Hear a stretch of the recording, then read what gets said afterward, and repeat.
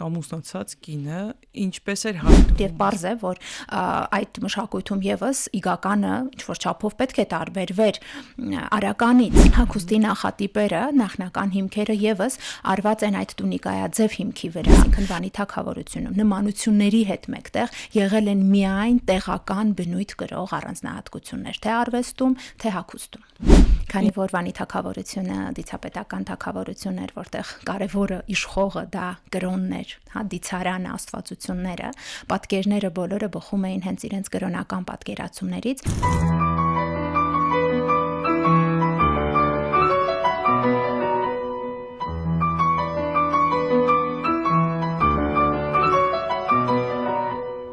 Հանրային ռադիոյի եթերում Արարատյան հայրապետական թեմի ինքնություն հաղորդումն է, բարև ձեզ, ես Նոյեմին եմ։ Սիրելի ունկնդիրներ, այսօր տաղավարում խոսել ենք մի շատ կարևոր հրատարակության մասին, լույս է տեսել Վանի թագավորության հագուստը։ Ես վաղուց եմ երազում ուղղակի, որ մենք մեր պատմության բոլոր ժամանակաշրջանների մասին ունենանք նման մի ամբողջական ձեռնարկ, գիրք, ալբոմ, որտեղ մենք կկարողանանք տեսնել թե մեր նախնիները ինչպես են հագնվել եւ այդ դետալները,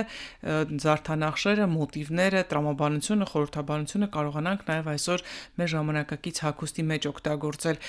Իսկապես հրաշալի նախաձեռնություն եւ ես ուզում եմ շնորհակալություն հայտնել եւ գրքի հեղինակ Գայանե Պողոսյանին, ով այսօր տաղավարում իմ հյուրն է, բարև ձեզ,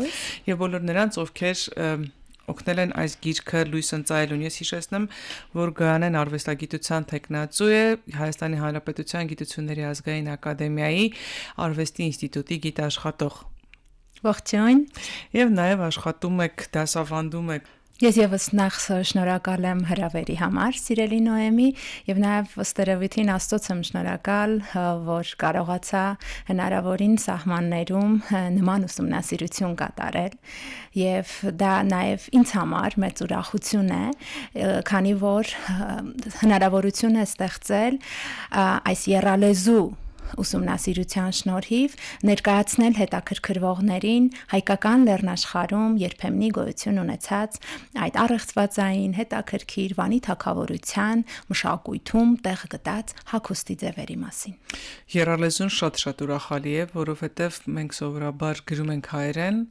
մենք ասելով գիտական մեր տպագրում ենք հայերեն, դա մնում է միայն հայկական միջավայրում եւ օտարները անգամ համացանցով ինչ որ բան որոնելիս չեն գտնում հայկական մշակույթին վերաբերող նյութեր եւ հղումներ չեն կարողանում անել մեր գիտնականների ուսումնասիրությունների վրա եւ ցավոք տուժում ենք այդ պատերազմում եւ մարդիկ ովքեր շահագրգռված են մեր մշակույթը մոռացության մատնելու, իրենք նրանց մատուցում են ուրիշ բաներ եւ մենք պատմության այդ հիշողության մեջ կորում ենք։ Ձեզ շնորհակալություն նաև, որ անգլերեն ու ռուսերեն եք դա ներկայացրել, իսկապես Այո, իհարկե, համաձայն եմ ձեզ հետ, որ հայերենը մեզ համար շատ կարևոր լեզու է, բայց պետք է նաև այդ հայերենի կողքին, այսինքն գրվի ուսումնասիրությունը առաջին հերթին հայերենով, մայրենիով եւ նաև թարգմանվի այլ լեզուներով, որպեսզի կարողանանք հանրահռչակել այն, ինչ մենք անում ենք, ուսումնասիրում, հետազոտում, որպեսզի այլ երկրներում գտնվող թե մասնագետները, թե ուղակի թեմայով հետաքրքրվողները հնարավորություն ունենան ընթերցելու մեր գրված գրքերը, թե չէ դա կլինի միայն մեզ համար, մեր գրադարաններում, մեր անկյուններում եւ դրանով հանրահռչակել մեր մշակույթը դժվար կլինի։ Իհարկե կարող են թարգմանել, այդպես ուսումնասիրել, ինչպես հնում էր արվում, բայց քանի որ ժամանակները փոխվել են, ավելի առաջադեմ են դարձել բոլորը, կարելի է անել թարգմանություն եւ ավելի մատչելի դարձնել ցանկացած աշխատություն, ցանկացած մարդու աշխարհի ցանկացած անկյունում։ Մի բան էլ կա, ուղղակի մի նրբություն կա, նույնիսկ եթե մարդը հայերեն հոդվածը կարդացել եւ իր հյուրերին, զբոսաշրջիկներին կամ դիվանագիտական մակարդակում փորձում է ներկայացնել, այդտեղ մենք կարող ենք ունենալ եզրաբանության խնդիր, տերմինների ճիշտ ներկայացման խնդիր, եւ երբ որ գիտնականն է դա անում եւ երբ որ գիտնականը այդ որակի թարգմանություն է անում, արդեն պատրաստի մարդը վերցնում օգտագործում է, որովհետեւ բոլորը չի որ այդ մակարդակով, ճիշտ տերմիններով գիտեն այդ ոլորտը։ Եվ միշտ չի որ բոլորս ժամանակ ունենք դա դնել, թարգմանել եւ այդ թարգմանածով ներկայացնել, միանգամից պատրաստ ձեռքի տակ համապարփակ եւ գիտականորեն խմբագրված։ Գանք բովանդակությանը։ Երբ որ ասում ենք ուրարտական շրջան, որ ժամանակների Դա իհարկե մեր թվարկությունից ունենք։ առաջ առաջին հազարամյակն է, այն է 9-ից 6-րդ դարեր մեր թվարկությունից առաջ, ինչպես որ հիմնականում գիտական շրջանակում ընդունված է, իհարկե որոշ մասնագետներ մի փոքր տանում են հետ թվագրությունը, բայց 9-ից 6-րդ դարերին է վերաբերում հիմնական այդ շերտը, որի հանդեպ կատարված է այդ ուսումնասիրությունը։ Այսինքն հենց այն ժամանակաշրջանը, երբ որ պետականություն կար, երբ որ Այսինքն մինչ Ուրարտուի, այսպես ասած, Վանա թագավորության կործանում եւ նաեւ այդ համաժամանակյա տիրույթում էր գտնվում հարևան Ասորեստանը իր մշակույթով, որը մրցակիցն էր Վանի թագավորության եւ հագուստը այդ առումով եւս գտնվում էր այդ ժամանակաշրջանի, այդ բոլոր թագավորություններն ընդգրկող տարածաշրջանի նորաձևության շրջանակներում։ Արդյոք այն ժամանակն էլ էր հիմիկվա նման, չէ՞ որ մենք հիմա հագնվում ենք այնպես, ինչպես Ամերիկայում, Եվրոպայում, Ճապոնիայում, չգիտեմ, բոլոր տեղերում նույն կերպ ենք հագնվում ու դժվար է ասել, որ սա հայկական է, սա է, սա է, այտենց միօրինակություն, միատիպություն կար նաև հին աշխարհում։ Բավական հետաքրքիր հարց է, դառնալով այդ ժամանակաշրջանին ըստ պատկերագրական հուշարձանների գրավոր աղբյուրների ենք իհարկե դատում, Ասորեստանում եւ նաեւ հայկական լեռնաշխարհի այլ հարևան մշակույթներում կարելի է ասել նման օրինակ հագուստի տիպեր էին գործածվում։ Իսկ Վանի թագավորությունում շատ տարածված էր հատկապես վերնախավի իհարկե միջավայրում նման հագուստի ձևեր, թե կանանց առումով, թե տղամարդկանց, դա բխում էր ժամանակաշրջանի, ինչպես ասացի, նորաձևության միտումներից, նաև այդ նորաձևություն, եթե այդպես կարող ենք որակել, տիրում էր կերպարվեստի բնագավառում, որովհետև եթե նայում ենք Ասորեստանի պատկերագրական հուշարձանները, այնտեղ իրենց հոգևոր կյանքի պատկերազարդումները նման են շատ ստացվել ուրարտականին, սակայն այդ դրանով հանդերձ պետք է ասենք, որ ուրարտական արվեստը, դեկորատիվ կիրառական արվեստի նմուշները, որի բնագավառին հագուստն է վերաբերում, ունեցել են իրենց հատկանիշները, կարևոր առանձնահատկությունները, որոնք լիովին տարբերվում են հարևան մշակույթներից, այսինքն Վանի թագավորությունում նմանությունների հետ մեկտեղ եղել են միայն տեղական բնույթ կրող առանձնահատկություններ, թե արվեստում, թե հագուստում։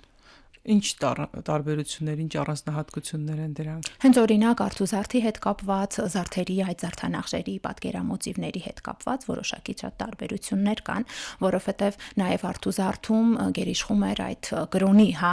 մոտեցումը, որովհետև զարդամոտիվները, պատկերամոտիվները շատ հաճախ գալիս էին իրենց կրոնական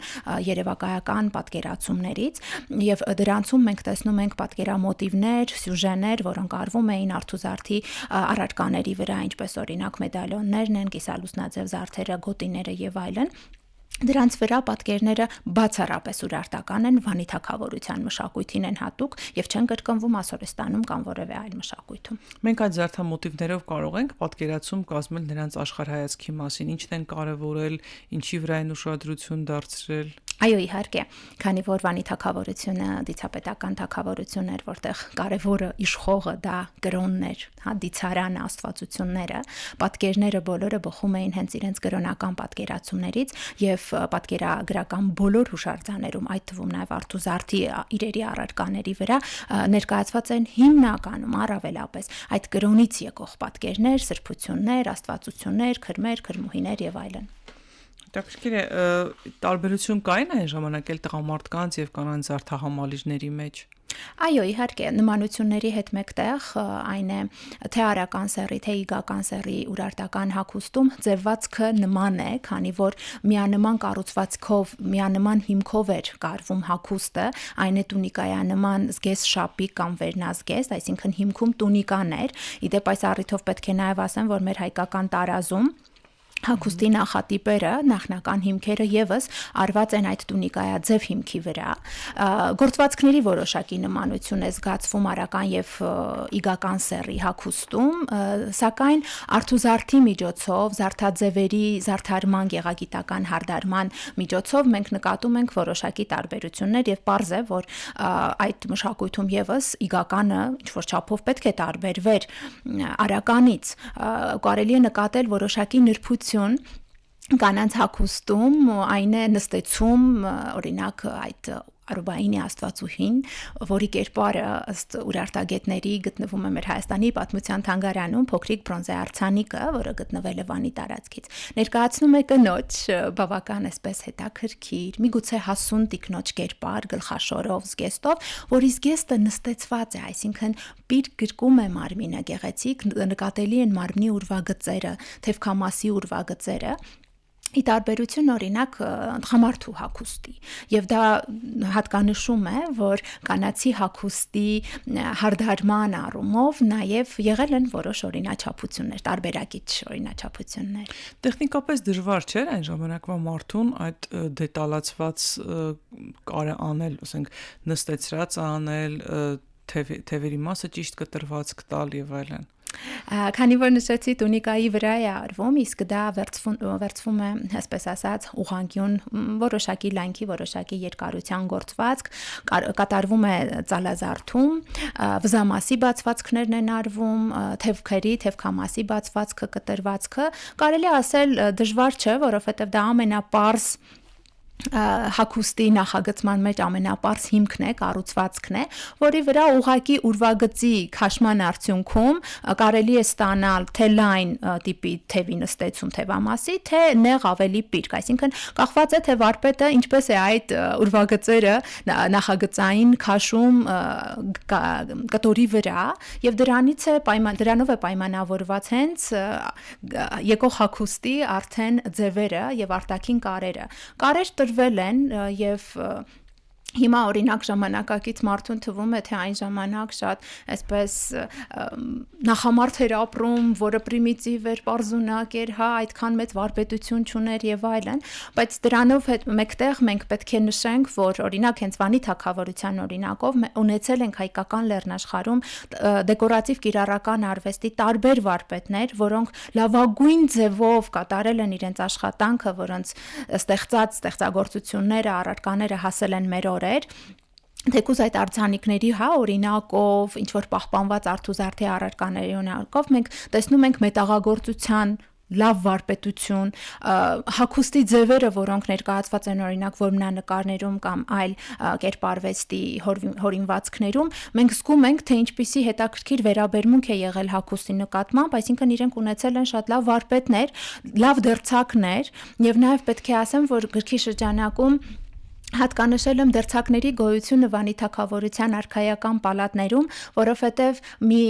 գրավոր սեպագիր տեքստ է հայտնի, որտեղ խոսվում է մի դերձակի մասին, որի անունն է անգամ հայտնի, Նարագ է անունով մի դերձակի մասին է խոսք գնում, այո, իհարկե ոչ հագուստի հետ կապված տեքստ է ներկայացված, ավելի քաղաքական, բայց կարևորը կոնկրետ մեր թեմայի առումով, այո, որ դերձակներ գոյություն են ունեցել եւ արքայական պալատներում միգուցե եղել են արհեստավորներ, հա, վարպետներ, արհեստանոցներ եւ նույն միտումը եղել է նաեւ մեր միջնադարյան արքունական պալատներում, չմոռանանք, որ մեր միջնադարյան արքաները եւս ունեցել են իրենց հենց վարպետները, նաեւ հագուստի առումով, հա, վարպետները, դերձակները, դժվար է ասել դերձակները հիմնականում եղել են կանայք թե տղամարդիկ, որովհետև օրինակ մանածագործության առումով կան ուրարտական պատկերներ, որտեղ գործվածք են պատրաստում հենց նստած դիրքով կանայք, դասգահի առջև ներկայացված են կանայք, բայց իհարկե մենք գիտենք, որ մինչև նոր ժամանակներ հիմնականում տղամարդու ուժն էր կարևորվում աշխարհի տարբեր չէ երկրներում, հատկապես նկարիչների, քանդակագործների եւ այլոց առումով, նաեւ դերձակները ժամանակին այսպես մեծ պահանջարկ ունեին վարպետ տղամարդ Բայց խոհանոցի պարագայում թե նա մենք կանայք են հիմնականում ուտելիք պատրաստելով զբաղված, բայց համարվում է լավագույն խոհարարները տղամարդիկ են։ Դե այդպես է ստացվել։ Գուցե ասենք կանայք եւս կարել են, բայց արքունական պալատներում Միգուցե այդ այսպես կարևոր դիրք զբաղեցնող դերձակները եղել են տղամարդիկ, իսկ իրենց օգնող եղել են արդեն կանայք, այն մանր-մուներ գործեր անողները միգուցե եղել են կանայք, բայց մանր-մուներ ասում եմ այսպես, բայց պետք է ասենք, որ գործվածքի գեղազարդումը դա մանր-մուներ գործ չէ, դաջածո, ասեղնագործություններ, տարբեր կարամասերի հարդարանք, ծոփազարդերի հավելյալ, հա, լրացումներ, մշակումներ, միգուցե դրանք հենց արել են կանայք։ Իսկ այդ նարագե, որ ասում եք, հնարավոր է պարզել տղամարդու անունը թե կնոջ։ Դե այն ուսումնասիրողները ու արտագետ հնագետ պատմաբանները, ովքեր ուսումնասիրել են այդ տեքստը, իհարկե տեքստի ուսումնասիրությունից բխում է, որ ներկայացված է այո տղամարդու կերպար։ Մանավանդ որ քաղաքական գործողությունների հետ է կապված, հա, այդտեղ դժվար է պատկերացնել կանացի կերպար, այսինքն հաստատ տղամարդ է եղել, ով այս կամ այն գործերում է խառնված եղել։ Բացի իր հիմնական դերձակությունը զբաղվել է նաև քաղաքականությամբ։ Իսկ հետաքրքիր է, ասենք, շատ մասնագիտացված ընթացք ունեցել է, օրինակ մեկը ձևել է, մեկը կարել է, մեկը գործել է, թե տենց ղեկավարել է մի մարդ։ Ոյ շատ դժվար հարց եք տալիս, որին դժվար է պատասխանել եւ պատկերագրական գտածոներ չունենք եւ գրավոր նման աղբյուրներ չկան, բայց կարող ենք աշխատեցնել այս առումով մեր դրամաբանությունը։ Ես հիմնականում օրինակ շատ օգտվում եմ այն ավանդույթից, այն մշակույթից, որ մենք ունենք միջնադարում, եւ քանի որ գիտենք, որ արհեստները փոխանցվել են սերնդեսերունդ ժառանգորդաբար, հորից որդուն, պապուց, հա, հորը հետո որդուն թորանը, եւ կարելի է հասկանալ, որ այդ ժառանգորդական սկզբունքով աշխատող արհեստանոցներում եղել են աշխատանքի բաժանումներ, որտեղ աշխատել են միգուցե ընտանիքի անդամներ, միգուցե այլ աշխատողներ, վարձու աշխատողներ, հա դա չի բացառվում, եւ տրամաբանորեն ձեր հարցին պատասխանելով պետք է ասենք, որ այո, բաժանումներ պետք է լինեին, որովհետեւ մի մասնագետը ինչքան էլ տաղանդավոր լինի, օրինակ վերածննդի ժամանակաշրջանի ստեղծագործողներն նրանք տարբեր հա ճյուղերով են զբաղվել, միգուցե հնում էլ է այդպես եղել, բայց օրինակ դաջածով վարպետը միգուցե այլ մարդեր, այլ մասնագիտացված անձեր, կարող ձևարարները այլ հա անձին այսինքն այդ արհեստանոցները, որոնք վստահ եմ եղել են եւ այնտեղ աշխատել են մի քանի հոգով, պետք է մասնագիտացված լինեին հագուստի արտադրման սկզբից մինչեւ վերջ, հա, արտադրանք տալու գործում, այսպես։ Իսկ ինչ նյութերից էին պատրաստում հագուստը, թե դա էլ հնարավոր չի լինի։ Չի, ինչու, պարզ է, որովհետև հնագիտական այդ լայնածավալ պեղումները, որ Վանի թագավորության տարբեր տարածքներում, թե Արևմտյան Հայաստանի տարածքում, թե Հայաստանի, թե նաև Իրանի, ինչպես գիտենք, Ուրմիա լճի հարևանությամբ այդ տարածքները ընդգրկող հիմա էլ տեղավայրերը եղել են ժամանակին Ուրարտական թագավորության արքաների տիրապետության տակ, գտածոները, նաև գրավոր աղբյուրների որոշակի, հա, օրինակներ ունենք, Ասորեստանի գրավոր աղբյուրներ, պատկերագրական այդ օրինակները թույլ են տալիս համեմատական ուսումնասիրությամբ հանգել որոշակի եզրահանգումների, որոշակի, հա, կարծիքի։ Օրինակ Բորիս Պետրովսկին, ով ժամանակին պեղումներ էր կատարում Կարմիր Բլուրում, իսկ մենք օրինակ Հայաստանի տարածքում երևի շատ, հա, նմուշներ հենց Կարմիր Բլուրից ունենք, որպես ուրարտական գտածոներ, եւ նա իր տարբեր աշխատություններում հենց ներկայացրել է Կարմիր Բլուրից գտնված օրինակ գործվածքի պատառիկները, որոնք սակավաթիվ, բայց պահպանվել են այդպես ածխացած, քանի որ գիտենք անկում է ապրել Թեյշեբայինին այդ Կարմիր Բլուր տեղավայրը ժամանակին հարձակումների արդյունքում հրդեհվել է եւ այլն, բայց օրինակ եղել են մասնագետներ, ովքեր կարողացել են ուսումնասիրել այդ գործվածքի պատառիկները, հասկանալ ինչ գործվածք է եւ ինչ հավանական գույներով պետք է արվեր, օրինակ Վերխովսկայանում հոդվածը ներառված է նաեւ Պետրովսկու գրքում եւ այլն, գույների առումով ասեմ, որ նույն գույները պետք է օգտագործվեին եւ օգտագործվել են ինչ կերպարվեստում, օրինակ որմնանկարները, հա, թույլ են տալիս համեմատական հասկանալ, թե ինչ գույներ են հիմնական գերակշիռ եղել։ Գործվածքների առումով բրդե գործվածքներն են մեզ հայտնի, որ մեծ տարածում է ունեցել Վանի թագավորությունում, այսինքն արդյունաբերությունը բրդի վրա է շատ հիմնված եղել, որովհետև այդ ժամանակաշրջանում նաև անասնապահությունն էր զարգացած, ստանում էին մորթի, կաշի եւ նաև գործվածք Բամբակ միգուցե ենթադրվում է, որ պետք է օգտագործվեր վուշ, իսկ վուշը եղել է թանկարժեք գործվածք բավական, ինչպես գիտենք վուշը Ասորեստանում եւ Եգիպտոսում եւս բավական, այսպես ասած, թանկարժեք ունեցող եւ լավ հագուստ արտադրելու համար շատ օգտագործվում էր, իհարկե գործվածքի մշակումից է նաեւ գալիս, թե այդ գործվածքը այսպես ինչ գինք ունենա, հա, երբ ասում ենք մենք թանկարժեք, դա իհարկե աշխատանք պահանջող դրա վրա աշխատում են, գունազարդում են եւ այլն, ավելի պարզ մարդու համար, հա, ավելի ցածր խավի ներկայացուցչի համար գործվածքային մշակումը չի անցնում, են գեղազարդումը չի անցնում, իհարկե ինչ որ նախավի, դրա համար տարբերակելի են նաև այդ առումով մոտեցումները գործվածքի հանդեպ։ Միգուցե մետաքս ներողություն, միգուցե մետաքս եւս օգտագործվել է, որովհետեւ թոփրակ կալեյում գտնվել է մետաքսի փոքրիկ պատառիկ եւ դա վկայում է որ Վանի թագավորությունում հագուստը այն է շքեղ հագուստը որովհետեւ կարծում ենք որ մետաքսը ամենաթանկ գործվածքը պետք է չէ լիներ որովհետեւ այն բարդ է նաեւ իր արտադրության մեջ Դժվար է ասել, մենք ունեցել ենք տարածքում արհեստներ, այդպես, հա, մետաքսով զբաղվող արհեստավորներ, արհեստանոցներ, որտեղ ստացվել է հենց մետաքսի գործվածքը, թե բերվել է գործվածքը Վանի թագավորություն։ Միգուցե բերվել է հավանական տեսակետը դեպի Չինաստան է տարվում միշտ։ Այդ դա նշանակում է, որ մենք նույնիսկ այդ ժամանակաշրջանում Չինաստանի հետ առևտրատնտեսական կապեր ենք ունեցել։ Դժվար է ասել։ Մետաքսի ճանապարհն ավելի հին է, քան մենք պատկերացնում ենք։ Այդ հարցում կդժվարանան որևէ ստույգ պատասխան տալ, դրան երևի ավելի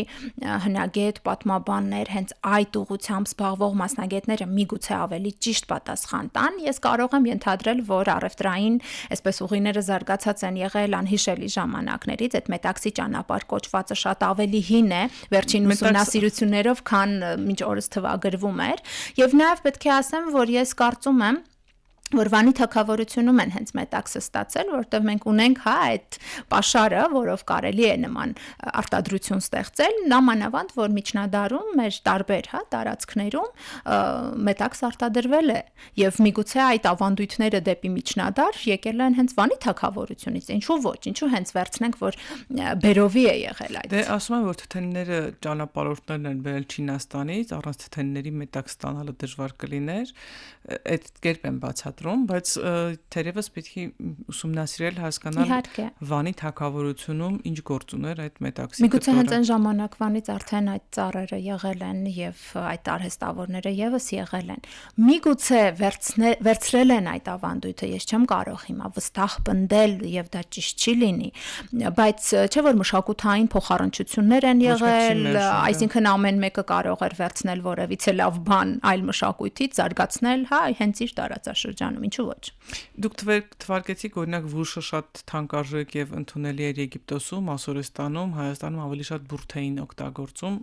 նաև վուշ էին իհարկե օգտագործում, բայց արդյոք դա կախված էր նաև կլիմայական պայմաններից, ու ասենք վուշը ավելի թեթև էր, ավելի զով էր պահում, քան ասենք բուրթ Եգիպտոսում երբ պետք է չէր լինի։ Իհարկե, հագուստի ձևերը նախ եւ առաջ պայմանավորված են եղանակային պայմաններով, տարածքի, հա, առանձնահատկություններով, եւ պետք է լիներ ձմեռային հագուստ եւ ավելի տաք ժամանակաշրջանի հագուստ, եւ օրինակ մորթու կաշվի կիրառությունը, որ ապացուցված է Վանի թագավորությունում, օրինակ զինվորների հանդերձանքի առումով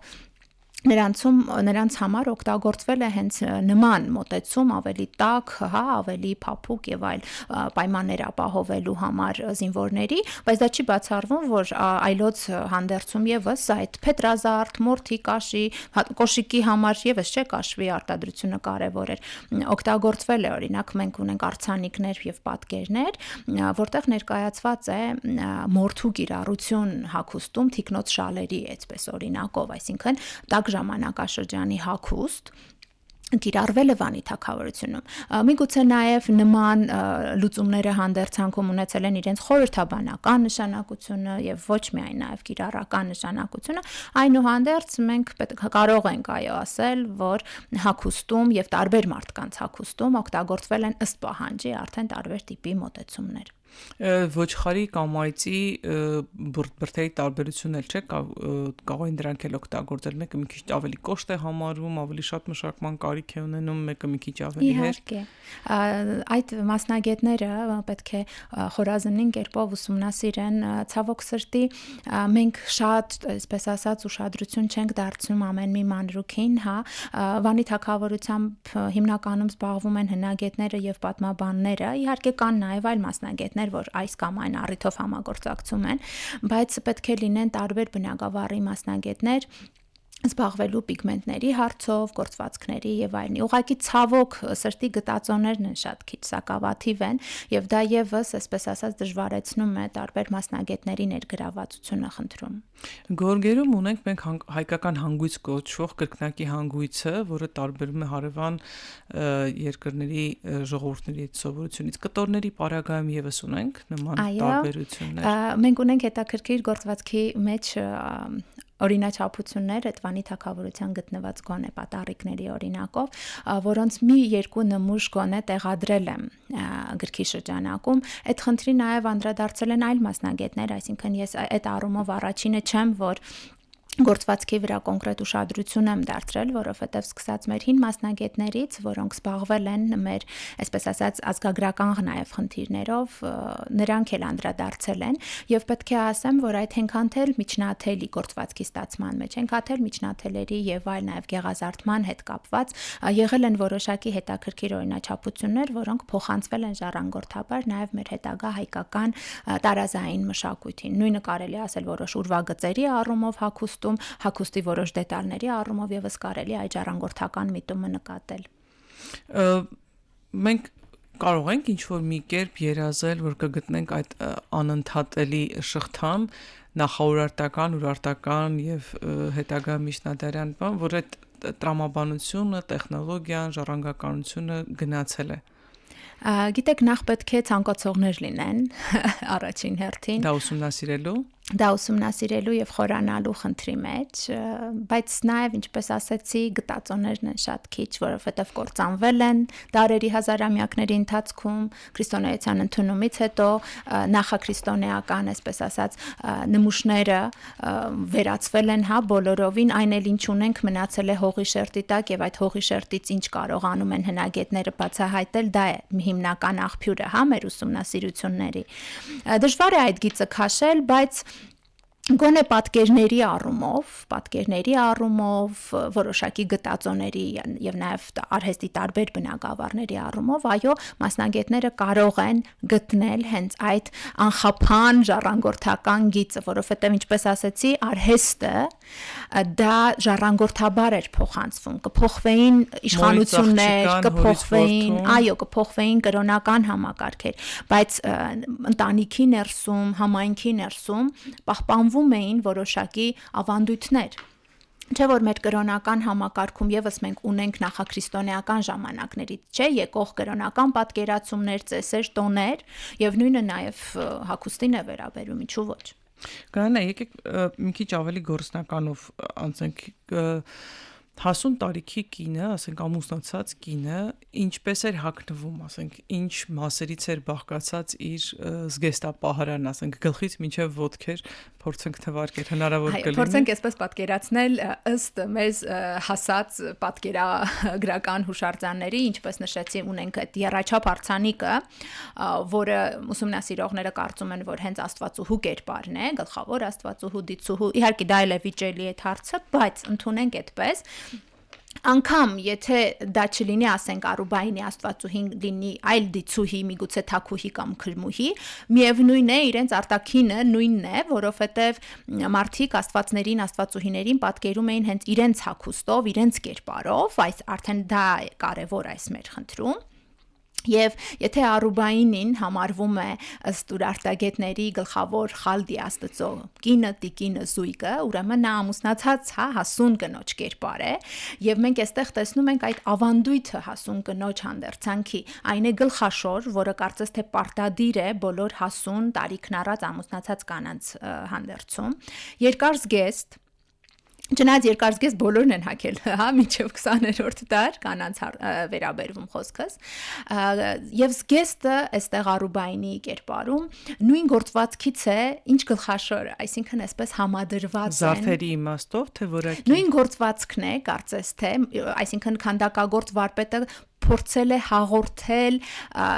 մետաղին միգուցե հենց գործվածքի առանձնահատկությունը նույն գործվածքից է, այսինքն մենք տեսնում ենք նույն զարդամոտիվով զարդանախշով արված գործվածք, այն է քառանկյուն վարդյակազարդ քառանկյան, հա, մոտիվով գործվածք, ծոփազարդ է եզրերում, թե գլխաշորը, թե զգեստը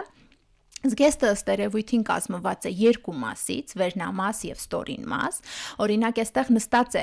կինը այս արձանիկի օրինակում, բայց օրինակ կան այլ ավելի երկչափ պատկերներ, որոնցում հաճախ նկատելի է այդ երկարափեշի արկայությունը անգամ, այսինքն ետևում, հետնամասում կարծես փեշը ավելի երկարում է։ Կիսաշրջազգեստի նման։ Այո, այսպես այդ կիսաշրջազգեստը երկարում է, շլեյֆ են ասում, այդ երկարատուտքի է վերածվում։ Գոքնոց կիսաշրջազգեստների արկայություն ենք նկատել, օրինակ Գոքնոցը նաև մինչև 19-րդ դարի վերջ հայկական հենց դա է կարևոր, այդ ժառանգորդական ավանդույթների առումով նկատել եմ եւ նաև այդտեղ փորձել եմ իմ էսքիզներով վերականգնել մետաղական գոտիներից էր վերցված այդ կանացի կերպարները, որ իրենց պարզ գեստի վրա գոտկամասից իջնում է տակի զգեստի վրա գոքնոց հիշեցնող Միգուցե կարճ կիսաշրջազգեստ, բայց սխալ կլինի դա ասել կիսաշրջազգեստ, դա գոքնոց է, որը գոտեկապվում է զգեստի վրա, իհարկե նույն ձևը չի ինչ մեր միջնադարյան տարազում է, բայց միտումը նման է, չէ՞ որ գոքնոցը հենց ամուսնացած կնոջ ամենակարևոր, չէ՞, բաղկացուցիչներ հանդերձանքում, խորհրդանիշ էր, անգամ գույնը, չէ, սովորաբար դա կարմիրով էր արվում։ Իհարկե իմ նշածը Վանի թագավորությունում միգուցե ամուսնացած կնոջ չէ, վերաբերում, որովհետև գլխաբաց աղջիկներ են գոտուց է վերցված, հա, պատկերը Աղջիկներ են ներկայացված, որովհետև Սիմոն Հմայակյանի կարծիքով Վանի թագավորությունում երիտասարդ աղջիկները ոչ ամուսնացած գլխաշորն իրենց համար պարտադիր չէր, չէին կրում, իսկ արդեն ամուսնացած տարիքում որպես սոցիալական նաև այսպես դիրքի ցուցիչ գլխաշորը դառնում է պարտադիր։ Եվ այդպես փորձում եմ նաև այս գիտական ուսումնասիրությունները համադրել պատկերների հետ եւ փորձել հասկանալ, որ պատկերում է աղջիկը, կինը, երիտասարդ չամուսնացած, իսկ մյուս դեպքում ամուսնացած։ Կանանց ու տղամարդկանց կոշիկներն էլ ունեն իրենց առանձնահատկությունը, տարբերությունը, ճտկավոր էին, թե անճիտք էին, կրունկով էին, թե անկրունկ։ Այս հարցին բավական հակիրճ եմ անդրադարձել գրքում, որտեղ դժվար հարց է, որովհետև կոնկրետ իգական սեռի կոշիկի նմուշ չի հայտնաբերվել մեկ, պատկերներում էլ դժվար է հասկանալ, թե ինչ տիպի կոշիկ է, ըստ երևույթին դրանք պետք է լինեն նուրբ ավելի քան իհարկե արական սեռի կոշիկներն են, բայց մենք ունենք օրինակ ուրարտական մշակույթից մեզ հասած հենց արական սեռի, միգուցե հենց զինվորականի երկարաճիտ կոշիկի տիպ, որը ներկայացված է օրինակ այդ սափորների, անոթների, հա, նմուշներում երկարաճիտ կոշիկի ձևով անոթներ, որոնք մեր թանգարաններում կան եւ մարդիկ կարող են դրանց շնորհիվ պատկերացնել, թե ինչպիսի երկարաճիտ կոշիկներ են կրել, օրինակ զինվորները Վանի թագավորությունում, արքաները, չէ՞ որ արքաներ ինքն էր, չէ, առաջնորդում, այո, զորքը եւ ինքն էլ համարվում էր զինվոր եւ փաստորեն այդ կոշիկի ձևը հատուկ է հենց արական սեռին զինվորականային աստվածները եւս, քանի որ ասեցի պատկերացվել են հենց նույն կերպարով ինչ արքաները, ինչ մահկանացուները, իրենք էլ հաճախ պատկերվում են հենց այն նույն հագուստով, ինչ ասենք արքայական կերպարները։ Եվ Խալդին օրինակ առաջնորդում էր զորքերը Վանի թագավորության գրավոր աղբյուրների համաձայն, համարվում էր այսպես ռազմի աստվածություն, ռազմիկի կերպար Եվ պետք է որ հենց Խալդին էլ ներկայացվեր այնպես, ինչպես իրական զինվորները, իրական արքաները։ Բոկոտիկներ հագել են, բաց մատներով։ Դժվար է ասել, բայց միգուցե սանդալներ օրինակ կարող էին հագնել, օրինակ կարող էին սանդալներ հագնել, ինչպես հետագա չէ հելենիստական մշակույթում։ Այսինքն չմոռանանք, որ հայկական լեռնաշխարհից է գտնվել ամենահին կոշիկը, որը պահվում է հենց մեր երկրում մեզ մոտ, եւ դա նաեւ թույլ է տալիս հասկանալ, որ հայկական լեռնաշխարհում կոշիկ արտադրել են, ստացել են, կաշի մշակել են անհիշելի ժամանակներից, այսինքն ինչքան հինը դա ավելի քան Վանի թագավորությունը, եւ նաեւ պետք է ասենք ինչքան լավ ու խնամքով են մշակել կաշին, որից իրենք ստանում էին այդ կոշիկը եւ նաեւ հագուստի դետալները։ Փաստորեն ուրարտական շրջանում ճիշտ եմ հասկանում, որ կանանց հագուստը փակ տեսակի հագուստեր, ասենք դեկոլտեներ չէին, ուսերը բաց չէին, ծնկները բաց չէին, ինչպես օրինակ կարող ենք տեսնել հելենիստական, հունական այդ մշակույթի մեջ,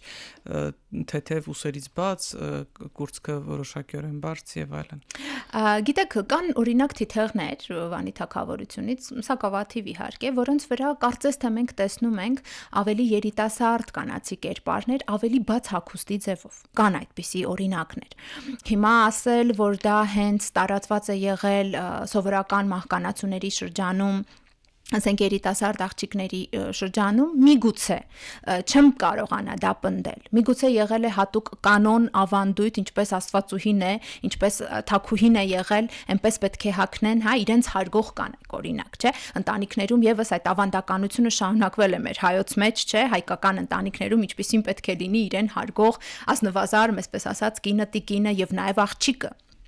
Այսինքն միգուցե եղել են տարբերակումներ, բայց չեմ ասի, որ այդ բաց տիպը, որ հետագա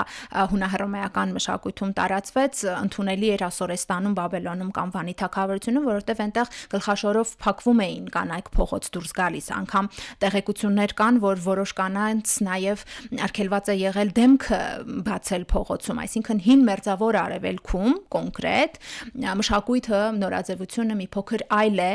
պայմանավորված իրենց կրոնական նաև հայացքներով։ Դրա համար արդեն մահմեդական շրջանը, թե ավելի վաղ շրջանը։ Ոչ, ես նախաքրիստոնեական ժամանակների մասին եմ խոսում, իսկ ինչ վերաբերում է մահմեդական ժամանակներին, քանի որ հիմիկվա մարդը, մերօրյա մարդու համար այդ փակ հագուստը ինք պատկերացնում է միայն մահմեդական երկրների օրինակով, բայց պետք է նաև էլի տրամաբանորեն հասկանանք, որ մահմեդականության եւ մահմեդական այսպես հագուստի ակունքներում եւս հին մերձավոր արևելքի ավանդույթներն են։ Չէ՞ որ այն երկրները, որոնք ընդունեցին իսլամ, Իրանք գտնվում են հենց այն տարածքներում, որտեղ ժամանակին Ասորեստանն էր, Եգիպտոսն էր, Բաբելոնը եւ այլն, եւ կնոջ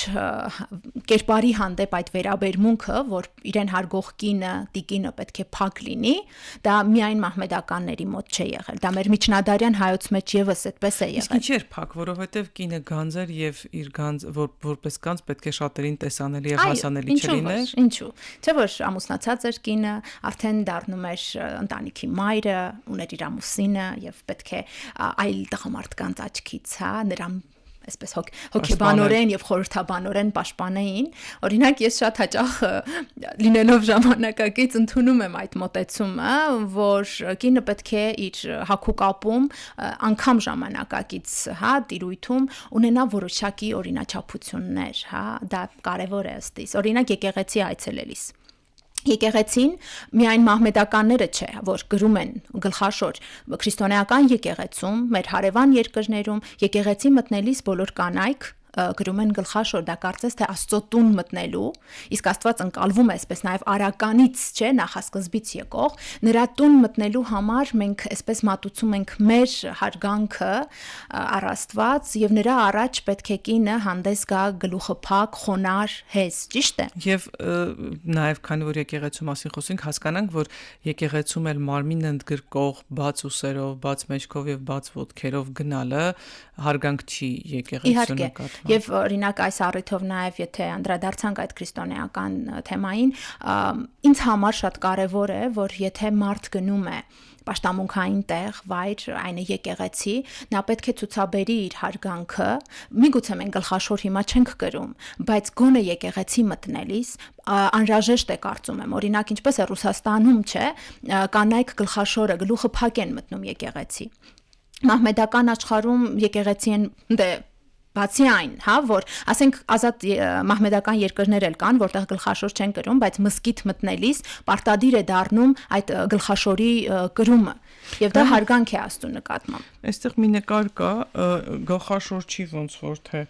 այդ նկարում պատկերված է Թեյշեբա աստվածության կերպարը, արցանիկ է, որը եւս գտնվում է Հայաստանի պատմության թանգարանում եւ գտնվել է Թեյշեբայինի քաղաքի պեղումներով Կարմիր բլուրում։ Այստեղ մենք տեսնում ենք արական սեռի կերպար, որի հագին տեսնում ենք այն նույն երկարազգեստը, որը հատուկ է նաեւ այլ տղամարդու կերպարային լուծումներում։ Այստեղ շատ հետաքրքիր է գլխի հարդարանքը։ Աստվածությունները սովորաբար Վանի թագավորության արվեստում ներկայացված են գլխի հատուկ խույրերով, որոնք հարդարվում են գնդով, գնդազարդ են, որը նաև կապում է երկնային տիրույթի, երկնային լուսատուների հետ։ Միգուցե աստղը որոշ ուսումնասիրողների կարծիքով, միգուցե արևային հասկավառակ, եւ նաև եղջերազարդ են հանդես գալիս աստվածությունները, այսինքն իրենց այդ գլխի հարդարանքներում գրում են եղջյուրներ եւ դա թույլ է տալիս ուսումնասիրողներին, նաեւ ինձ, այս հանդերձի ուսումնասիրության շրջանակում ասել, որ տվյալ կերպարը կամ աստվածություն է, որովհետեւ եղջյուրները առաջինը հենց խորհրդանշում են այդ աստվածայնությունը, կամ արքա է, ով հին ժամանակներում, ինչպես գիտենք, չէ, սկսած Եգիպտոսից Աստծո փոխանորդներ երկրի վրա եւ իրեն, այսպես ասած, ներկայացնում էր նաեւ աստվածային խորհրդանիշներով։ Այսինքն այդ եղջրազարդը գլխի հարդարանքներում շատ կարևոր է դրան ուշադրություն դարձնել։ Գլխի խույրերը, հարդարանքների տիպերը մի փոքր տարբերվում են իրարից։ Կարելի ասել, որ այդ կերպարները արական սեռի, միգուցե նաև աստվածություններ, զինվորներ, որսորդը իհարկե վիճելի է, զինվորներն ու աստվածությունները հաճախ նաև սաղավարտով կարելի է նրանց տեսնել պատկերագրության մեջ։ Եվ օրինակ մի արձանիկ կա, որը նորից ներառել եմ այս գրքի շրջանակում, գտնվել է Վանից, գլխին սաղավարտ է, սաղավարտի վրա է գրում այդ եղջյուրները, դա էլ շատ հետաքրքիր է, այսինքն մենք գործ ունենք դարձյալ աստվածային կերպարի հետ։ Այո, ուսումնասիրողների կարծիքով ներկայացված է Խալդի աստվածությունը, բայց իմ շատ ուսումնասիրություններում, ոչ միայն հանդերձի, նաև ուրարտական արվեստի հետ կապված այլ ուսումնասիրություններում մի փոքր վիճելի եմ համարում այս կամ այն կերպարը միանշանակ անվանել Խալդի Թեյշեբա կամ չգիտեմ այլ աստվածություն, որտեղ շատ հաճախ այդ գլխավոր աստվածությունները նույնանում են որոշակի խորհրդանիշների ժամանակաշրջանի առումով եւ կարելի է օրինակ կարծել, որ տարին, որ բաժանվում էր տարբեր ամիսների եւ այդ ամիսներն ունեն իրենց խորհրդանշանները, համաստեղությունները, կենթանակերպերը, միգուցե այդ աստվածությունները գլխավոր եւս ընկալվել են տարվա որոշակի ժամանակահատվածի համար եւ վերցրել են հենց կոնկրետ այն գործառույթներն ու խորհրդանշանները, որ տվյալ փուլին է համապատասխան, օրինակ իմ հոդվածներից մեկում հենց նման տեսակետ ունեմ հայտնած։ Հետաքրքիր է, իսկ հայտնի է թե ինչ կենթանու եղջյուրներ էին օգտագործում։ Դե պարզ է, որ ցլա եղջյուրներ են հիմնականում օգտագործվում, որովհետև ցուլը կարևոր այն կենթանիներից, այն խորհրդանշաններից մեկն էր, թե Ասորեստանում, այսինքն թե Միջագետքում, Մերձավոր Արևելքի այլ մշակույթներում եւ թե Վանի թագավորությունում, ցուլը շատ հաճախ կապում են հենց Թեյշեբայի հետ, որպես նրա խորհրդանշան, առնական ուժի, պտղաբերության, տարերային աստվածության, որպես կենթանի խորհրդանշան։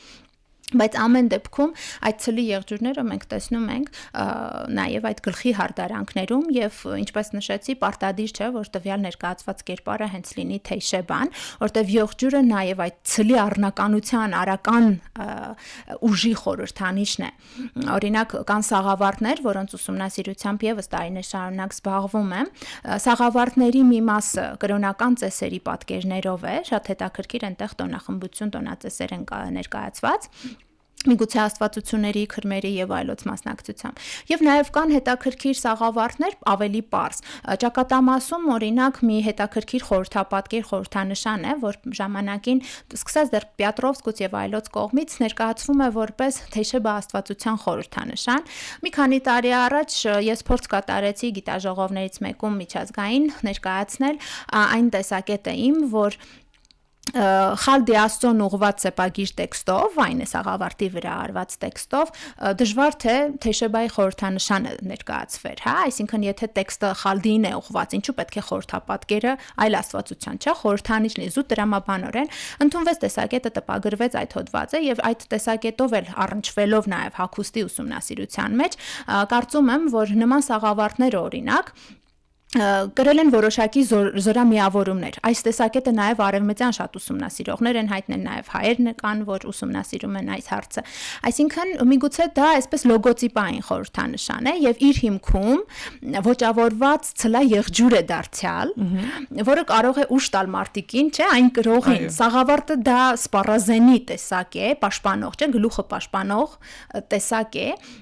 Եվ իր վրա էլ միգուցե հենց արվում էին կոնկրետ այնպիսի խորհրդապատկերներ, միգուցե ոճավորված, փոփոխության ենթարկված, որ եւս պետք է կապվեր Աստծո կողմից իրենց տրվող ուժի հետ եւ հետո էլ երբ նրանք հաղթում էին, այդ հաղթանակը ասենք նվիրում էին Խալդին, ընծայաբերություններ էր կատարվում, տաճարներում որոշակի ծեսեր եւ այլն։ Գանե իսկ տղամարդու հագուստը միատարր էր, թե էլի երկու մասից կարող էր բաղկացած լինել, ինչպես կանաչ։ Տարբեր դետալներից եւ նաեւ տարբեր մասերից էր կազմված նաեւ արական սեռի հագուստը, այն է, ասենք, տակի ավելի կարճ զգեստ, որը մենք տեսնում ենք շատ հաճախ պատկերներում, հատկապես այդ աստվածությունները, այսինքն մինչև ծնկները հասնող երկար տունիկա զգեստ, որի համեմատությամբ օրինակ հագնում են ավելի երկար, հետաքրքիր է այդ համադրությունը երկարությունների, համադրված օրինակ վերարկու ասենք, հա, երկար զգեստ, վերնազգեստ, հաճախ բաճկոնակներ են կրում, հաճախ թիկնոցներ, այդ շալ ծածկոցներ, որը շատ տարածված էր նաև Ասորեստանի մշակույթում, այդ շալ ծածկոցները տարբեր միջոցներով ծալազարդվում էին հագուստի վրա, անցնելով ուսի վրայով, մեկ ուսի վրայով, ծալազարդվում, փաթաթվում գոտկամասում, ամրացվում ֆիբուլա շքասեղներով եւ նաև գոտիներով։ Շատ հաճախ հենց գոտին հագուստի տարբեր մասերը, դետալները ամրացնող, դեկորատիվ եւ նաև կիրառական, հա, նշանակություն ունեցող ամենակարևոր հագուստի արտուզարդում օգտագործվող տարրերից մեկն էր։ Իսկ երեխաներն ինչպես էին հագնվում, կար տարբերություն տղա երեխայի եւ աղջիկ երեխայի հագուստի զարդահամալիրում։ Փոքրիկների երեխաների պատկերներ շատ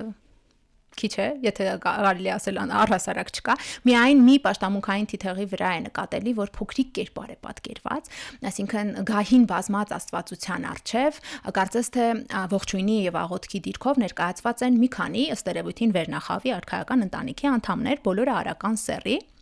Եվ մի փոքրիկ, կարծես թե տղա է պատկերված այդտեղ, պատանի կամ տղա, չեմ կարող տարիքը նշել, միգուցե խորհրդաբանորեն է փոքր չափը արված, միգուցե եւ հենց փոքրիկ են պատկերված, նման հագուստով կարգավիճակն են փորձել ցույց ոչ թե այդտեղ սոցիալական ինչ-որ ցածր ստորին դասի ներկայացուցիչ է, որին խորհրդաբանորեն փոքր են ներկայացրել, նման մոտեցում օրինակա եգիպտական արվեստում, չէ՞, այնտեղ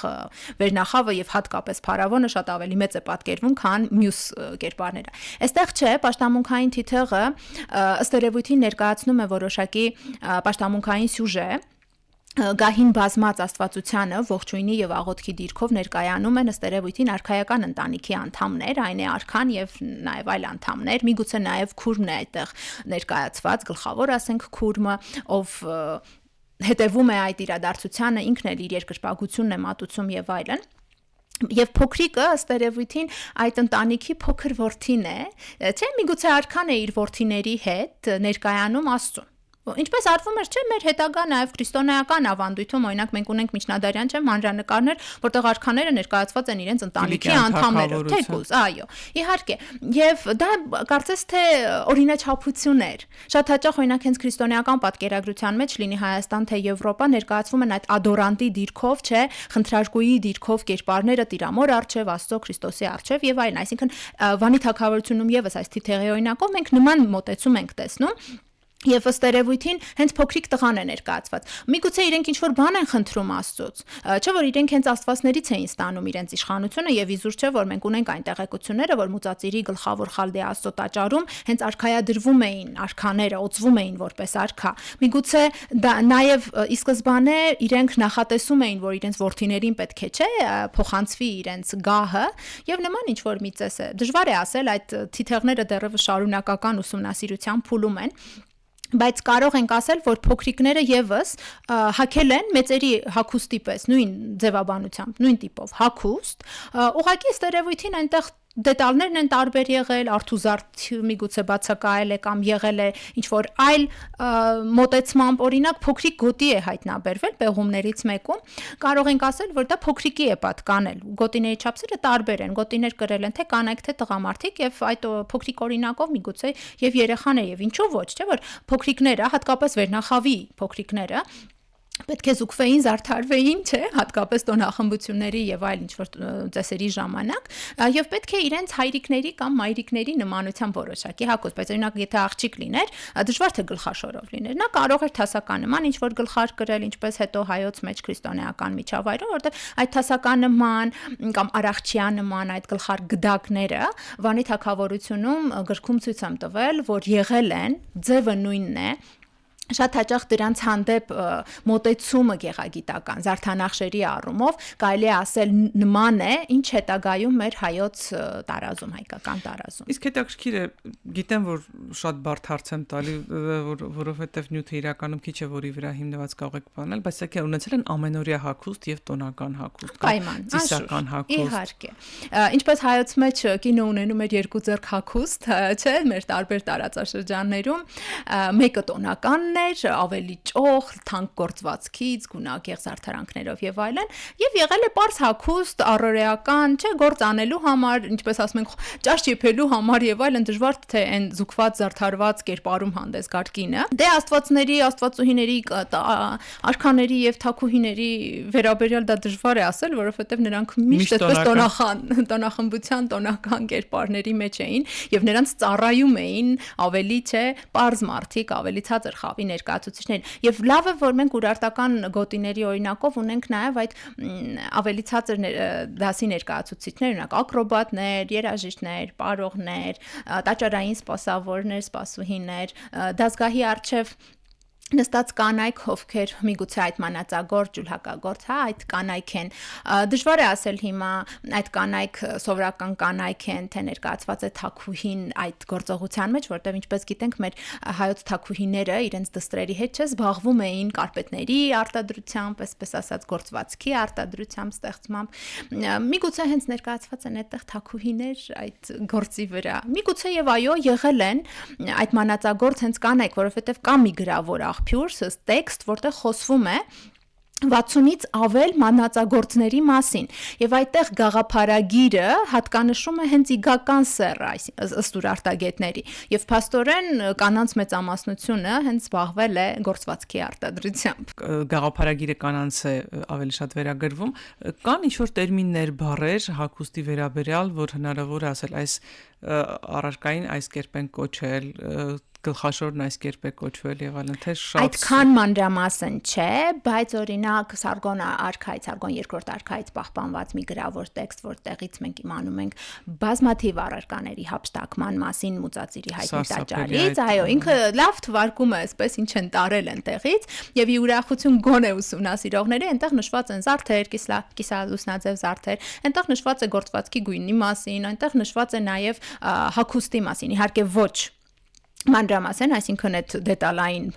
առումով չեմ կարողանա պատասխանել, բայց հագուստի մասին նշված է եւ մենք իմանում ենք, որ տաճարներում պահվել է նաեւ հագուստ, այսինքն հագուստի հանդեպ նաեւ պաշտամունքային վերաբերմունք է եղել, ընծայաբերել են, նվիրաբերել են հագուստի ըստ երևույթին տարբեր տիպեր իրենց աստվածներին, հագցրել են միգուցե արձաններ, օրինակ Ասորեստանում, Բաբելոնում շատ ընդունված է եղել տաճարային համակարգում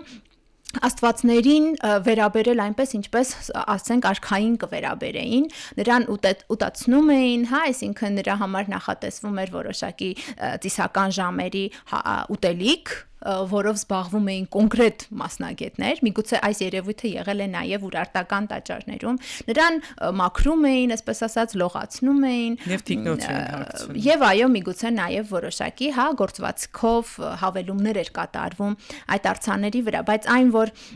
մարդկանց մեջ նման սովորույթ եղել է եւ միգուցե նաեւ տոն է հատուկ նախատեսված եղել որ բերեն եւ տաճարին նվիրաբերեն հագուստ օրինակ գլխաշոր նվիրաբերելու մասին կան տեղեկություններ կանանց կողմից այս մոտեցումը կա հին Հունաստանում հա չմոռանանք որ Աթենասին նվիրված տոներ կային եւ այդ տոնախմբության ընթացքում շքերթի մասնակից կանայք երկար գործվածքը որ ստեղծել էին հա որոշակի ժամանակահատվածում տանում եւ նվիրաբերում էին տվյալ աստվածուհու տաճարին այսինքն աստվածուն չի բացառվում որ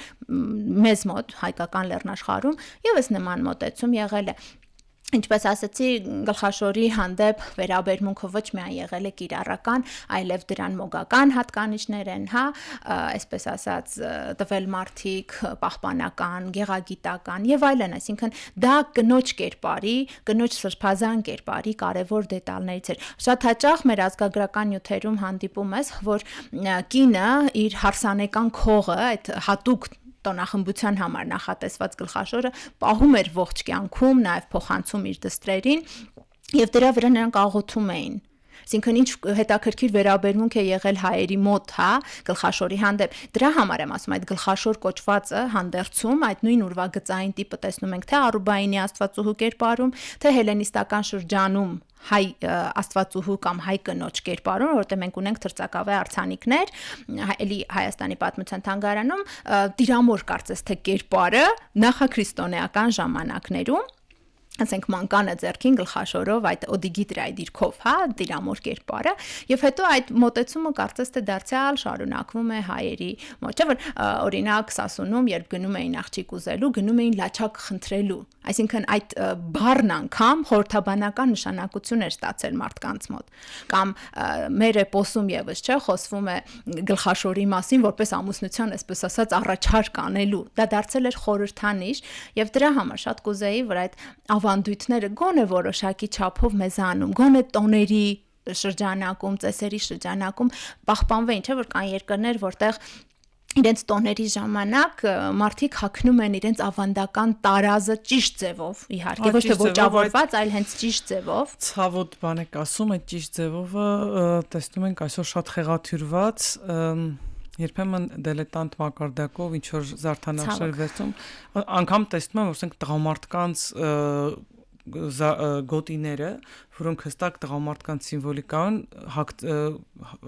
համադրվում են կանանց հագուստի հետ, ուզում եմ հասկանամ լավ ինչի։ Շատ ճիշտ եք ասում, օրինակ հնում տարազային համալիրում, այդ գեղազարդման համակարգում, գունային համակարգում եղել են որոշակի օրինաչափություններ, զարդանախշերի առումով, օրինակ կանացի տարազում հայոց մեջ որոշակի զարդամոտիվներ օգտագործվում էին կնոջ, հա, պահպանությունը, մոգական պահպանությունը կատարելու համար, այսինքն հմայական նշանակություն ունեին։ Ասենք քղանցքի հատվածներում, չէ, կրծքավանդակ։ Տղամարդկանց հագուստում որոշակի հատվածներում, որտեղ առնական ուժի հետ էր կապված եւ այդ ուժը պահպանելու համար արվում էին հատուկ զարդամոտիվներ, գոտիները եւս մոգական նշանակություն ունեին, թե Ուրարտուում եւ թե որովհետեւ պահպանում էր, ամրացնում էր երկինքն ու երկիրը, չէ՞, այո, վերևի եւ ներքևի հետո դա հատվածները։ այսպես սահմաններ չունեցող օղակ է, որը օղակում է մարմինը չարքից պաշտպանելու համար եւ դրա վրա արված պատկերները օրինակ Վանի թագավորությունում եւս պետք է ուղված լինեին մարդուն այդ աստվածայինին մոտեցնելու համար նման ուսումնասիրություն համեմատական կատարել եմ նույնը պետք է լինի հայկականում չէ՞ որ գույնը արդեն խորհրդաբանական նշանակություն ունի սկսած մեր մանրանկարչությունից Անցում կատարելով նախաքրիստոնեական ժամանակներ Վանի թագավորությունում եղել են հիմնական գույներ, այն է կարմիրը, սրբազան գույն, կապույտը սրբազան գույն, կիրառվել է դեղին եւ սպիտակ։ Ասեմ որ խեթերի մոտ եւս խեթական մշակույթում կարմիրը համարվում էր մաքրագործված գույն, որը խեթական այդ մշակույթում քրմերը հատուկ ծեսերի ժամանակ էին կրում, նաեւ պատկերներում կա դա նման մոտեցում։ Ինչու ոչ մեր ուրարտական որմնանկարներում էլ մենք տեսնում ենք այդ կարմիր հագուստով որոշակի ծիսական գործողություն կատարող սրբազան կերպարներ, միգուցե քրմեր, միգուցե աստվածություններ, օրինակ Ալթինթեփեի հայտնի որմնանկարի բեկորում կարմիրի եւ սպիտակի այդ համադրությունն է կիրառված, ինչպես օրինակ խեթական մշակույթում։ Գալով քրիստոնեություն, կապույտին ու կարմիրին նաեւ քրիստոնեական համակարգում սրբազան նույն կարեւորությունն է տվել։ Ասեմ ձեզ, որ Վանի թագավորությունում նաեւ ծիրանի է կարծես թե օգտագործվել են հայկական ծիրանին, կապտամանաշակագույնը այո, որ օրինակ մեր հոգևոր հագուստում է, չէ, ամենահետաքրքիր, ազդեցիկ եւ սիմվոլիկ այդ գույնը, եկեղեցական հագուստում մենք տեսնում ենք, որ Վանի թագավորությունում եւս այդ ծիրանի կոչվածը, միգուցե այն ժամանակ իհարկե այլ նշանակություն եւ անուն է ունեցել, բայց ամեն դեպքում ըստ երևույթին սրբազան հոգևորական հագուստում այդ գույները ունեցել են իրենց կարևոր նշանակությունը։ Կանացիում ներեցեք կարմիրը կարող ենք հատկանշել հատկապես։ Ավելի ակտիվ կարմիր գույնն են օգտագործում։ Այո, օրինակ ցավոք սրտի մեր հայկական ավանդույթները չեն պահպանվել, մենք գիտենք, որ կարմիրը կանաչը, չէ, Սյունիք Արցախյան տարազի ամենակարևոր չէ գույներից մեկն է, չնայած այդ գույներից օգտագործվում են նաև մեր մյուս տարածքների ավանդական հագուստում, օրինակ կարմիրով էին հարսները,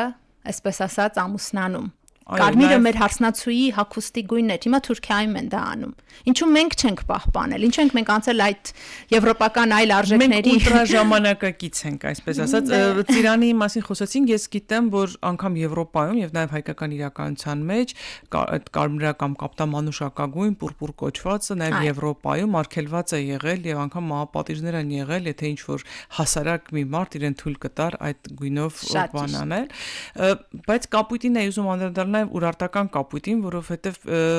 Էրեբունիում առնվազն տեսնում ենք ոչ միայն մուգ հագեցած կապույտ, այլև բաց երկնագույն, փիրուզագույն երանգներ, դրանք էլ են ակտիվ օգտագործվել։ Այո, երանգային տարբերություններ կարող ենք նկատել, թեև այն ժամանակ այդ գունային միախառնությունները ինչպես հետագա գեղանկարչության մեջ չեն, բայց կապույտին մեծ տեղ է տրվել լաջվարդի, հա, այդ կիրառությունը, գործածությունը նաև Վանի թագավորությունը շատ մեծ է եղել եւ նման պիգմենտները ըստ երևույթին պետք է օգտագործվեին նաև հագուստ ստեղծելու համար։ Քանի որ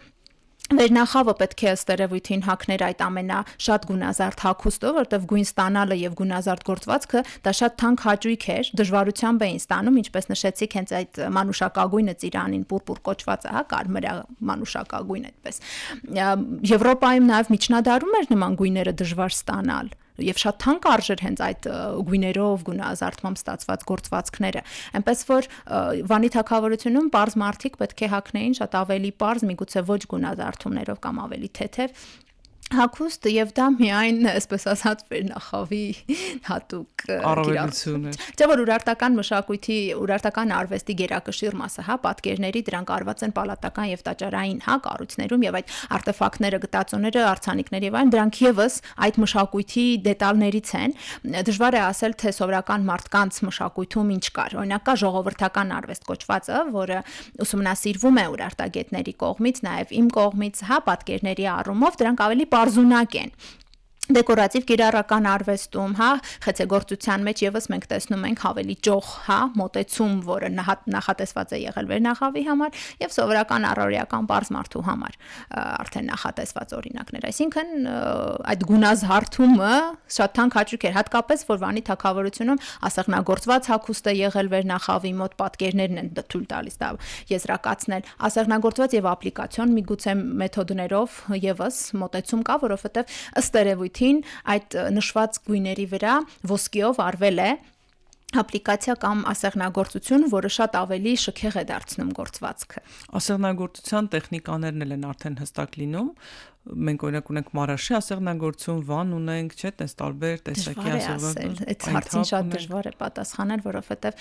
պատմությունը կարծես թե կտրվում է եւ հետո մենք արդեն ունենք այն, ինչ ունենք միջնադարյան ավանդույթից, բայց այն, որ այ ժամանակներում եւս արդեն ասեղնագործ վարպետներ եղել են եւ պատկերներն են դա թույլ տալիս, ես օրինակ հիմա փորձում եմ ասեղնագործության մեջ հասկանալ այս կամ այն զարդամոտիվը ոնց կասեղնագործվեր Վանի թագավորությունում։ Իհարկե այն նույն մոտեցումը չի ինչ մեր միջնադարյան, ինչպես ասացիք, այն թափի մարաշի եւ այլ ասեղնագործական դպրոցներում, բայց ըստ երևույթին ակունքները գալիս են հնուց, օրինակ Սերիկ Դավթյանը, որ ասեղնագործության մեր կարկառու ներկայացուցիչներից եւ ուսումնասիրողներից մեկն է, նրա գրքում ուսումնասիրություններում եւս դեկորատիվ կիրառական արվեստի տարբեր նմուշների հետ կապված տեսնում ենք հենց այն դիտարկումը, որ մեր մշակութային ավանդույթները գալիս են հենց հին ժամանակներից։ Չի կարող չմնալ ոչ մի բան։ Այդ արհեստավորական ժառանգորդականությունը ինչ որ մի տեղ պահպանվել է, թեկուզ խեղաթյուրված։ Բայց նաև ասեղնագործությանը զուգահեռ ունեցել ենք մենք դաջելու, չէ՞, մշակույթը ձեր խոսքի սկզբում ասացիք, դրանք էլ հատուկ զարդանախշերով դաջեր են եղել։ Ըստ երևույթին հատուկ օրինակներ նախատիպեր են եղել, որոնցով պետք է, ինչպես է մեր հայոց մեջ այդ փայտե նախատիպերը, որոնցով չէ դաջածո գործերը կատարվում են, նմանատիպ մի բան պետք է լիներ Վանի թագավորությունում, ինչու ոչ։ Դա պարզ բան է, որ արհեստավոր մարդը փայտի վրա կարող է փորագրել թեկուզ այն, ինչ անում են իրեն գոտիների վրա, թիթեղների եւ այլն, ասենք, այդ զարդամոտիվը դաջեն գործվածքի վրա, դա այդքան էլ բարդ չէ, ինչքան որ թվում է հիմիկվա մարդուն։ Այն ժամանակվա վարպետները բավական արհեստավարժ են եղել եւ պետք է մենք փոխենք մեր վերաբերմունքը, հա, այդ հին մարդկանց հանդեպ։ 9-ից 6-րդ դար, չէ, մեր թվարկությունից առաջ 300 տարիների ընթացքում կա հագուստի զարգացման փոփոխության ինչ-որ միտում, թե էլի հնագիտական նյութերն այնքան քիչ են, որ դժվար է կողմնորոշվել։ Ասեմ, որ հնագիտական այդ գտածոները հիմնական ուրարտագետների կողմից հենց 8-ից 7-րդ դարերով են թվագրվում, պլյուս-մինուս կարող է տարվել մինչև 6, շատ էական տարբերություններ չեն նկատվում, ինչպես եւ Ասորեստանում, այսինքն իրենք վերցնում էին ավանդական միգից արվեստում, կերպարվեստում, դեկորատիվ արվեստում եւ այդպես շարունակում էին։ Միգուցե ինչ որ մոտեցում, ինչ որ դետալային, հա, լրացում Բայց հիմնական առումով դա շարունակական բնույթ է կրել, պահպանվել, դա գալիս է ստերություն հենց իրենց պատկերացումներից այդ պահպանողական ու դա ճիշտ է, որ ավանդույթը պահվի, ինչպես օրինակ հիմա Կորեայում իրենց ավանդույթները հնուց ի վեր չէ հագուստում թեկուզ պահպանված են իրենց ուրվագծային եւ այլ առումներով։ Եվ այստեղ էլ Վանի թագավորությունում մենք տեսնում ենք մոտեցում, որ հետո օրինակ Աքեմենյան Պարսկաստանում է շարունակվել։ Իհարկե փոխվել են լուծումները, բայց հիմքում օրինակ մենք տեսնում ենք, որ Դեկուզ Աքեմենյան Հայաստանը, որ տիրեց այս տարածաշրջանին, վերցրեց այն բոլոր մոտեցումները, որ ընդունված էին Ասորեստանում եւ Վանի թագավորությունում, ուղղակի մի քիչ ոճափոխեց, մի փոքր փոփոխություն մտցրեց եւ շարունակեց։ Ու այդպես արդեն գնաց դեպի հելենիզմ, դեպի հռոմեական մշակույթ եւ այլն։ Պիտի հիշենք նաև, որ այն ժամանակը դանդաղ էր սահում 21-րդ դարի նման չէր, որ ամեն տարի նորաձևության հեղինակները պիտի ինչ-որ նոր բան առաջարկեն եւ ամբողջ տարին այդ գույնով կամ այդ ոճով առաջնորդվեն, ավելի դանդաղ էին մարդիկ։ Իհարկե շատ ուրախ եմ, որ ժամանակները փոխվել են դիզայներներ, նորաձևության միտումներ, բայց ավանդույթը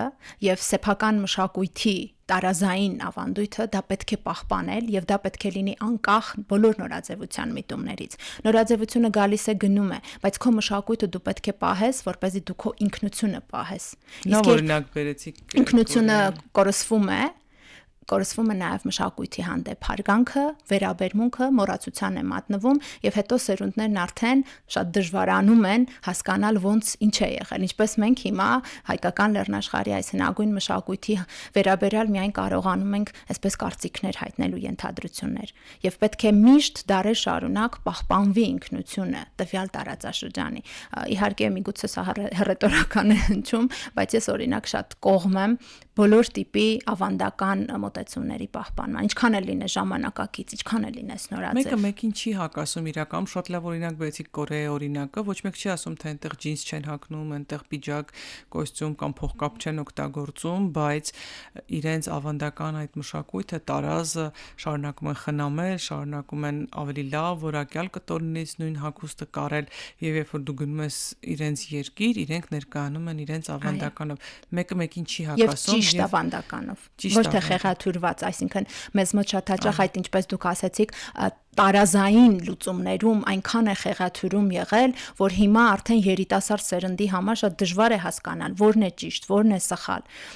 Լավ կլինի, որ գոնե հարսանեկան կամ նման ինչ-որ տոնախմբությունների ժամանակ ազգագրագետների կողմից վերականգնվի գոնե մի երկու հիմնական տարբերակ ավանդական հագուստի եւ դա այսպես ասած մտնի մեր կյանք գործածություն ստանա։ Առաջին քայլն արդեն արված է, այս գիրքը, որ ուրարտական ժամանակաշրջանի հագուստի մասին է, եռալեզու, որպեսզի նաև դժվարություն չունենաք օտար մարդկանց, օտար զբոսաշրջիկներին հյուրերին ներկայացնելու, այս գիրքը արված է եւ ես ուզում եմ հուսալ, որ փորձ կարվի նաև հելենիստական ժամանակաշրջանի Արտաշեսյան, Արշակունի, միջնադարյան ժամանակաշրջանի հավաքենք նաև, չգիտեմ, Բագրատունյաց թագավորության ժամանակաշրջանի հագուստը, Կիլիկյան ժամանակաշրջանի հագուստը եւ այլն, հավաքենք, այսպես գեղեցիկ հատորներով ունենանք եւ նաեւ ինչու՞ չէ, տոներին փորձենք հագնվել, զգեստավորվել մեր ավանդական հագուստով, ցույց տանք ով ենք մենք իրականում։ Եթե մենք մեզ չենք հարգում, մեզ ոչ ոք չի հարգելու, եթե մենք մեր ավանդույթը, մեր պատմությունը, մշակույթը չենք հարգում, չենք ճանաչում, ուզում ենք ուլտրա եվրոպացի Երևալ, դրանց աչքին ծիծաղելի ենք լինելու, որովհետեւ իրենցից ավելի եվրոպացի չենք կարող լինել։ Ճիշտ է լինել բոլորից ավելի հայ, մեր ներսում պահպանելով այդ առանցքը։ Գեղեցկությունը։ Շնորհակալություն շատ եւ այսօրվա հարցազրույցի համար եւ իսկապես այս գրքի համար, թող սա դառնա մարդկանց ձեռքին դասագիրք,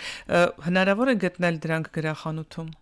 Ասեմ նախ շնորհակալություն ձեզ հրավերի համար եւ նաեւ շնորհակալ եմ, որ թեմայի հանդեպ հետաքրքրություն առաջացավ ձեզ մոտ։ Գիրքը դրված է նախ համացանցում, որովհետեւ ինքս շահ չեմ հետապնդում, արված է բոլոր հետաքրքրվողների համար եւ հասանելի աշխարհի տարբեր անկյուններում կա համացանցում, կա բոլոր գրադարաններում, այսինքն կլինի հանձնվելու է բոլոր մեր գրադարաններին, նաեւ բուհերին։ Եվ նաև սիմվոլիկ առումով տրված է գրախանութներից մեկին շատ սիմվոլիկ քանակով զուտ ուղակի այցելուների համար, հա, այդպես ծանոթացնելու այս գրքի գոյությանը զուտ դրա համար գրախանութում փոքր քանակով կհայտնվի, իսկ բոլոր այս թեմայով հետաքրքրվողներին ազատ հասանելիություն կլինի բուհերում, գրադարաններում եւ համացանցում։ Ուժեղ մարդիկ չեն վախենում իրենց ստեղծածը, իրենց մշակածը դարձնել հանրության օգտագործման առարկա, որովհետև միևնույն է դա բոլորինս է։ Սա իմ համար չեմ արել։ Առաջին հերթին սա անում ենք մեր մշակույթի, մեր հնագիտական մշակույթի հանրահռչակման, ուսումնասիրության համար։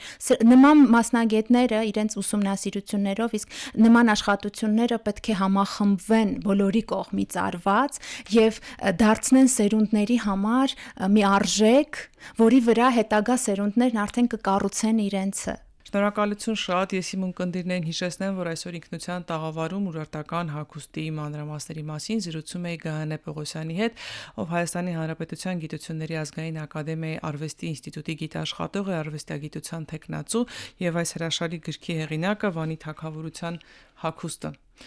Ինքնությունը եթերում կլինի հաջորդ շաբաթ։ Ցտեսություն։